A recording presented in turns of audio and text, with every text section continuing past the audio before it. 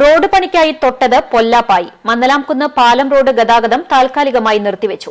മന്നലാംകുന്ന് പാലം approach road side സുരക്ഷ ഒരുക്കുന്നതിന്റെ ഭാഗമായി PWDയുടെ നേതൃത്വത്തിൽ ആരംഭിച്ച പണികളാണ് നിർത്തിവച്ചത്.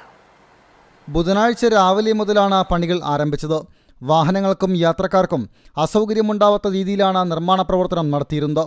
പ്രദേശത്തായി നിർമ്മാണം പുരോഗമിക്കുന്നു എന്ന സൂചനാ ബോർഡുകൾ സ്ഥാപിക്കുകയും പ്രവൃത്തി സമയങ്ങളിൽ ഭാരം കയറ്റിവരുന്ന വലിയ വാഹനങ്ങൾക്ക് നിയന്ത്രണം ഏർപ്പെടുത്തുകയും ചെയ്തിരുന്നു. എന്നാൽ ബുധനാഴ്ച രാത്രിയിൽ സൂചനാ ബോർഡ് വകവയ്ക്കാതെ വലിയ വാഹനം കടന്നുപോയതോടെ അരികുവശത്തെ ഭിത്തിയിടിഞ്ഞതായി ബ്ലോക്ക് മെമ്പർ ഉമ്മർ മുക്കണ്ടത്ത് പറഞ്ഞു. റോഡരികിലുള്ള ഭിത്തി ഏത് നിമിഷവും ഇടിഞ്ഞു വീഴുമെന്നുള്ള അവസ്ഥയിലായിരുന്നു. അടിയന്തര പുനർനിർമ്മാണ ഫണ്ട് ഉപയോഗിച്ചാണ് നിർമ്മാണം ആരംഭിച്ചിരുന്നത്. ഇരുമ്പ് നെറ്റുകളുണ്ടാക്കി കരിങ്കൽ പാകി മണ്ണ് നിറച്ചാണ് നിർമ്മാണം നടത്തുന്നത്. നിലവിൽ കരിങ്കൽ ഭിത്തി കെട്ടിയിട്ടുണ്ടെങ്കിലും പലയിടത്തും കല്ലുകൾ പുറത്തേക്ക് ചാടി നിൽക്കുന്ന അവസ്ഥയാണ്. അങ്കമാലി ആസ്ഥാനമായി പ്രവർത്തിക്കുന്ന കമ്പനിയാണ് കരാറെടുത്തിട്ടുള്ളത്. 15 മീറ്ററോളം നീളത്തിലും 3 മീറ്ററോളം വീതിയിലും റോഡ് ഇടിഞ്ഞിട്ടുണ്ട്.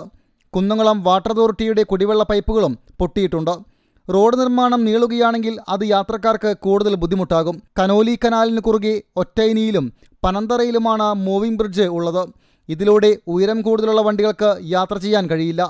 കൂടുതൽ ആളുകളെ നിർത്തി സാധന സാമഗ്രികൾ എളുപ്പത്തിൽ എത്തിച്ച് 7 ദിവസത്തിനകം പണി പൂർത്തീകരിക്കുമെന്നാണ് അധികൃതർ പറയുന്നത്.